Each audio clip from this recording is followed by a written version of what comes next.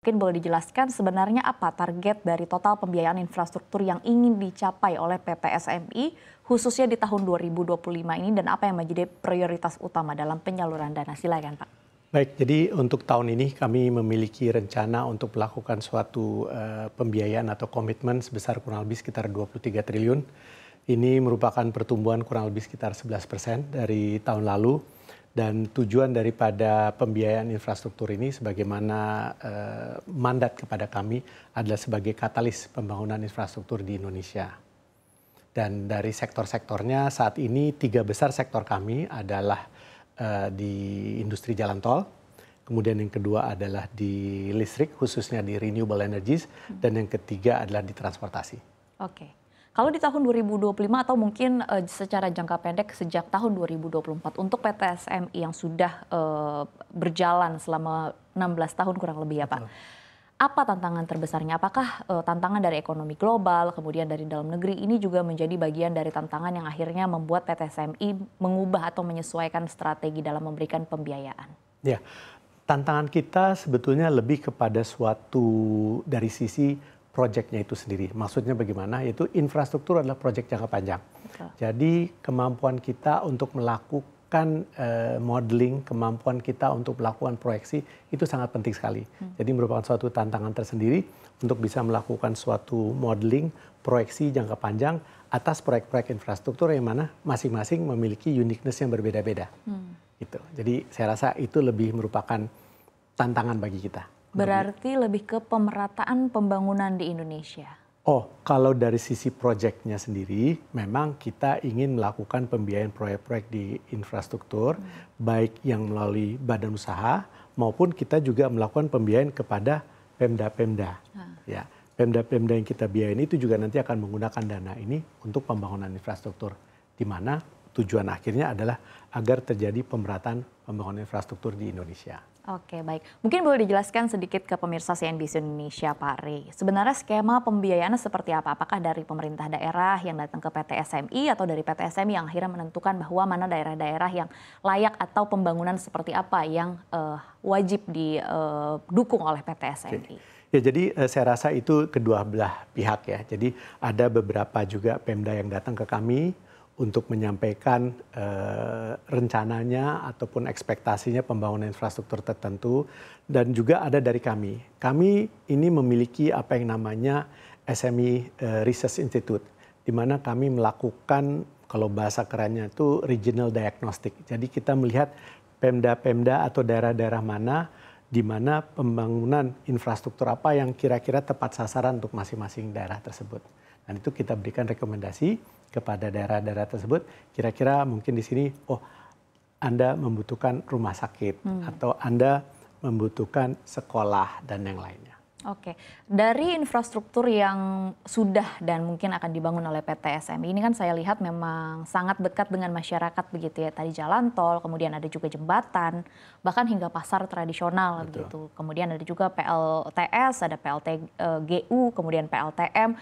Nah, kalau pendekatan dari PT SMI sendiri kan bagaimanapun meskipun BUMN yang memang berada di bawah Kementerian Keuangan, sebagai lembaga keuangan yang akhirnya bergerak di sektor financing, pasti ada judgement atau indikator tersendiri Pemda mana yang akhirnya layak untuk mendapatkan pembiayaan. Dan pastinya kan ada indikator-indikator yang harus dipenuhi. Kira-kira boleh dijelaskan Kak Pak, Pemda seperti apa yang layak untuk mendapatkan pembiayaan supaya tidak terjadi kredit macet? Oke, saya rasa semua Pemda layak untuk dapat dibiayai. Tinggal kita melihat proyek apa yang memang tepat sasaran. Ya, dan satu hal yang penting adalah bahwa tidak ada, kalau bahasa kerennya one size fits all ya. Jadi setiap Pemda, setiap daerah pasti memiliki uniqueness-nya masing-masing. Tinggal kita bisa melihat Pemda mana yang memang cocok untuk jenis industri tertentu. Jadi saya rasa semua memiliki kesempatan yang banyak, sama. Oke, kalau dari PT SMI sendiri bagaimana menyesuaikan strategi pembiayaan dalam menghadapi ketidakpastian ekonomi global misalnya pada saat ini yang meskipun memang sudah menunjukkan titik terang ya Pak berkaitan dengan perang dagang antara Amerika Serikat dengan China, mungkin tidak terasa secara langsung karena mengingat infrastruktur yang dibangun juga di dalam negeri begitu. Mungkin bahan baku yang digunakan juga di dalam negeri, tapi kan pastinya ada multiplier effect yang terasa begitu. Apakah ini juga menjadi tantangan? Pasti. Jadi memang kita dalam melakukan pembiayaan itu kita membuat yang satu namanya adalah stress test simulasi. Ya, jadi kondisi di mana bagaimana kemampuan suatu perusahaan atau suatu Pemda apabila ada hal-hal beberapa parameter-parameter finansial ataupun keuangan. Nah, itu kita bikin modeling. Jadi seberapa berat atau seberapa kuat mereka mampu menahan ini. Nah, itu kita gunakan sebagai suatu rasio-rasio yang kita terapkan dalam konteks pembiayaan kita ke mereka.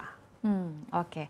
Baik, kalau dari PT SMI sendiri kan secara portofolio juga salah satunya berbasis pembiayaan yang keberlanjutan pada dasar atau lebih sering disebut dengan green financing. Renewable energy begitu, energi baru terbarukan. Ada beberapa proyek yang juga sudah berjalan. Mungkin boleh dijelaskan ada proyek apa saja yang akhirnya didorong melalui skema pembiayaan hijau tahun ini?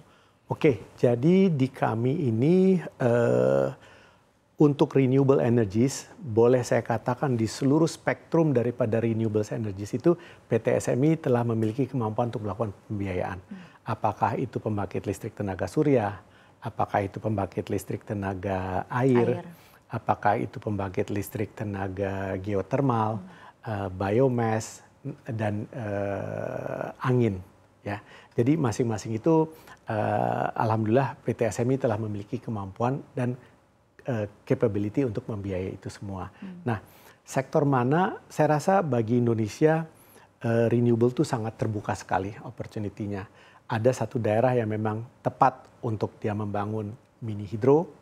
Ada satu daerah yang mungkin lebih cocok dia atau memiliki lahan yang cukup luas untuk solar PV, tenaga surya, dan macam-macam. Oke, kalau kita bicara berkaitan dengan renewable energy atau energi baru terbarukan, ini kan pastinya membutuhkan teknologi yang masih belum bisa diproduksi di Indonesia. Misalnya katakan kita bicara soal PLTS begitu kan, masih menggunakan infrastruktur yang harus diimpor.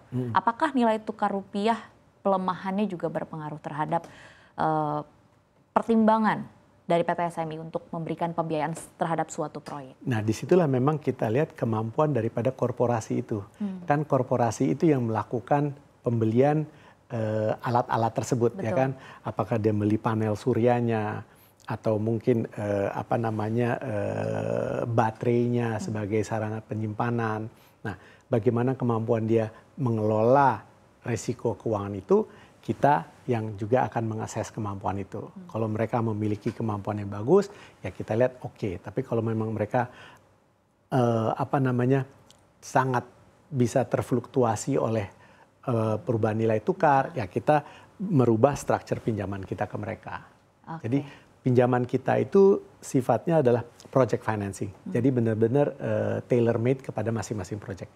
Oke, baik.